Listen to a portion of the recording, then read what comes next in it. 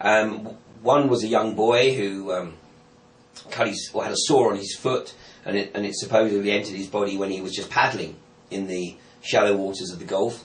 Another was a Houston club owner who cut his foot when he was fishing, and almost immediately complained of some problems, but within a matter of days was hospitalised, ended up having his limbs amputated before he subsequently died.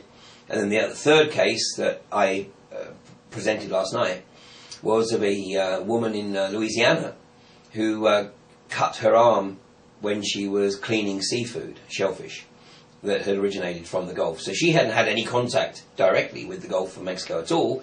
It was indirect contact through the shellfish, which she picked up in the local market.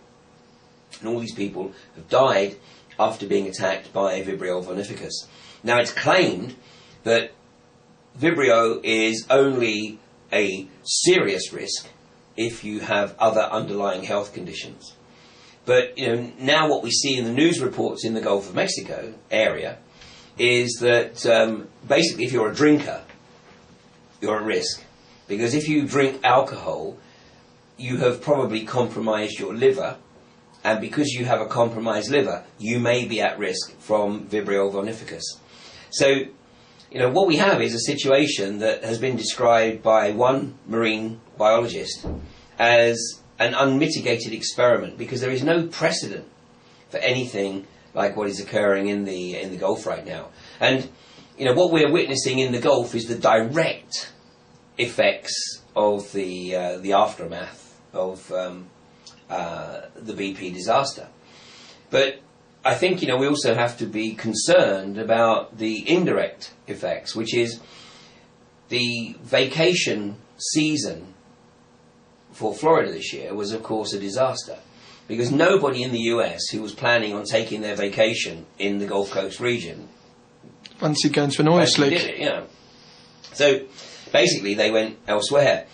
But the British and European tourists were effectively encouraged to come into Florida because they weren't given any information by the British mainstream media. Now, this took me a while to understand why 44% of all news footage in the US in May, June and July was related to the Gulf, either directly or indirectly, whereas in Europe it was top story. Pretty much, top story in the US. Yeah, but in Europe, not heard almost nothing.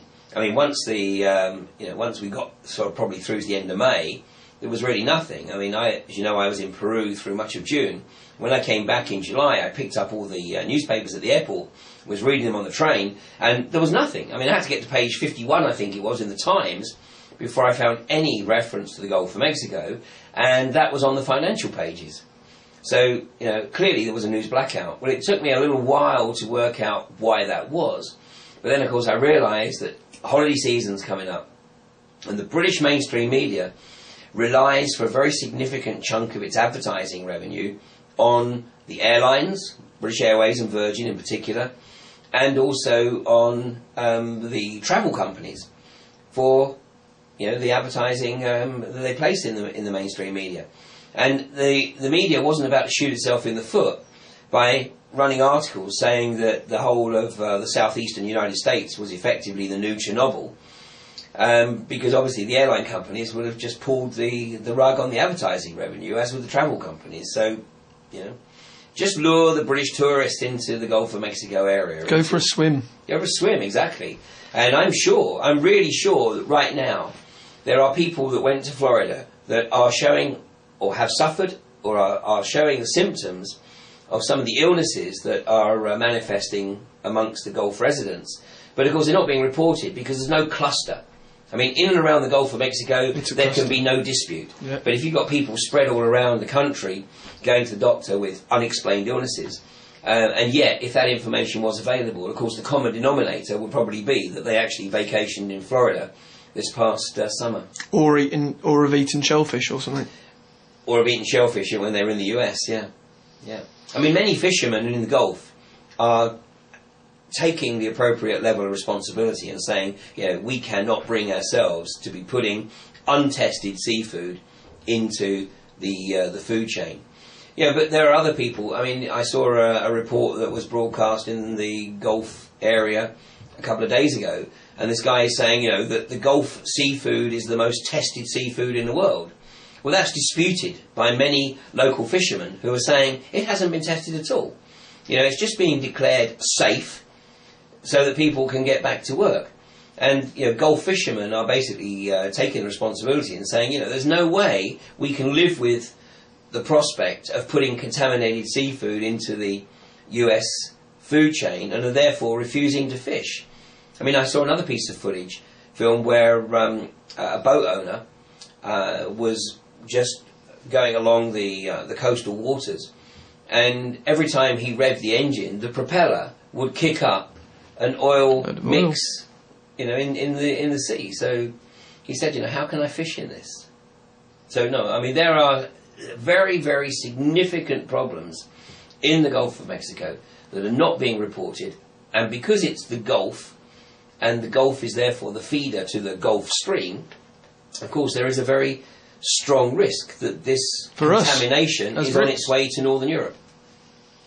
And just to finish on that bit, there was obviously you're pretty much saying that they would have been better off just leaving the oil or skimming the oil or trying to get the majority of the oil out, as opposed to mixing some toxic, poisonous chemical with it. Absolutely. So that, I mean, they're liable then if there's any injury, really, because they're the ones that have actually BP. I mean, have tried the clean-up, but poisoned the world even more. Yeah, but look, the corporatist state will de-link, the illnesses from the slick, from the oil Corexit mix. We've seen that. There's no interest. There's absolutely no interest whatsoever by the US government or the corporate interests in getting to the root of the problem or providing the appropriate level of health care to people in the Gulf Coast area. I mean, this is a very poor region in the US. Many people are living on family incomes of less than $20,000 a year. It's trailer park territory. Yeah. And, very few of these people have any kind of medical insurance. And BP are certainly not rising to the responsibility of providing the appropriate and necessary healthcare support to the region. I mean, they're just ignoring it. These people are just going to have to suffer their fate and deal with it, which means that the best they can do is go down the local pharmacy in most cases and pop pills or I've seen people with very serious wounds that look as though it's flesh eating almost, and all they're doing is sticking a band-aid over the top of it. I mean, it is horrendous. Certainly not good, and it's heading our way, obviously, with the Gulf Stream. And you was mentioned last night that the oil could slow down the Gulf Stream, obviously being a thicker substance than seawater. Well, this is a hypothesis that has been put forward by some oceanographers, and I bow to their expertise. But yeah, the hypothesis has been put forward that this oil Corexit mix could be slowing down the Gulf Stream, even stalling it, to the point where if that is the case, then Northern Europe is in for a pretty rough ride weather-wise, because, I mean, we're already experiencing a fairly cold early winter. You just had to cancel a show today, and it's only the first day of December. I know, yes. The eastern side of the Pennines is under heavy snow, so we're not going to risk driving through that or getting stuck in it. But come through the full winter of February and into March next year, if the Gulf Stream has stalled, then we may find that winter extends into spring or even into summer next year. Now, I believe that the Russians are already making preparations just in case, because they announced earlier this year that they were going to not export any grain either this year or next. Now, we know that Russia had a pretty disastrous growing season, a lot of hot weather, a lot of drought this year. But nonetheless, I mean, I think that they are also hedging their bets based on what's occurring in the Gulf of Mexico right now. The Russians are very, very astute observers of the geopolitical arena, and they will obviously be taking appropriate measures. Russia is also buying up all the polytunnels. This is the plastic tunnels that you use for crop growing. And once aids again, plant growth. you know, what do they know? Well, it aids plant growth and it can protect the plants from toxic rain. Right. But of course, if the toxic rain is Hits falling, the ground. once it hits the ground, then it's getting into the water supply. And we know in Florida that this Corexit mix, we know it was sprayed into the atmosphere as well as being pumped into the sea. But the other issue is that the Gulf of Mexico is also the feed source for the storm systems. So we have the Gulf Stream that's waterborne, and we have the Gulf Stream airborne. And of course, the Gulf of Mexico is the feed source for the tropical storm systems, the hurricanes that cut across that whole region of the United States from June through November. And then beyond that point, then the systems start to make their way out across the Atlantic. Now, there have been many reports of people getting sick from swimming in their swimming pools in and around the Gulf Coast region, because when the swimming pools were analysed, then the toxicity was found to be as high as 50 parts per million. And the toxicity was a combination of oil Corexit mix. Now, the Corexit we know had been sprayed. Oil hadn't been sprayed, but oil had been certainly sucked up and evaporated, into the Local environment. Absolutely. And I mean, there's again many videos on YouTube of oil rain where you can see the oil rain, but you can't see the Corexit. So this stuff is potentially causing or creating a situation where maybe over a period the whole of the southeastern United States becomes uninhabitable because of toxic rainfall. On the DVD that I released earlier this year about the BP disaster, I included some footage of unexplained crop damage from around the United States. And this was crop damage that had occurred in both GM crops and other crops. So you couldn't put it down to herbicides or pesticides and call it a hunch, but I'd say that the unexplained crop damage was linked to the toxic rainfall that was falling across the whole of the southeastern United States, thanks to obviously what was in the Gulf of Mexico. The oil Corexit. Yeah. That's a pretty sort of depressing point, I think, to think that there's a poisonous sea heading our way into the rest of Europe, so people have got to make decisions in terms of eating food and swimming in the oceans and the rest of it, and holidays. To finish on, you were talking about your trip earlier in the year to Peru to meet the Querro. Yes, indeed.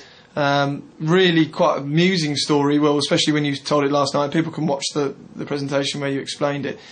Sum up why you went and then what you learnt while you were there and how important that message is. And I totally agree with you.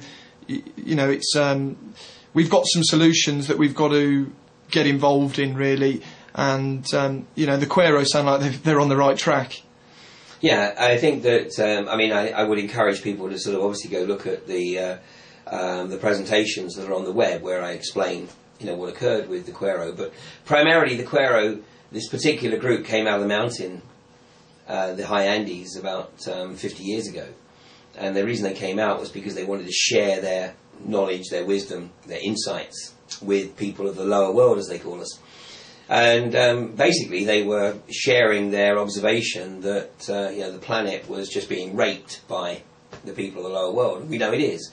This is in total antithesis to the way these people live their lives, because they are very reverent towards the Mother Earth, Pachamama they call it. They're very reverent, and their lifestyle is one of balance. They take no more than they need, but they believe that Pachamama offers them everything they need and more. And if they find themselves in a situation of abundance, i.e. they have more than they need, then they go into ceremony to give it back.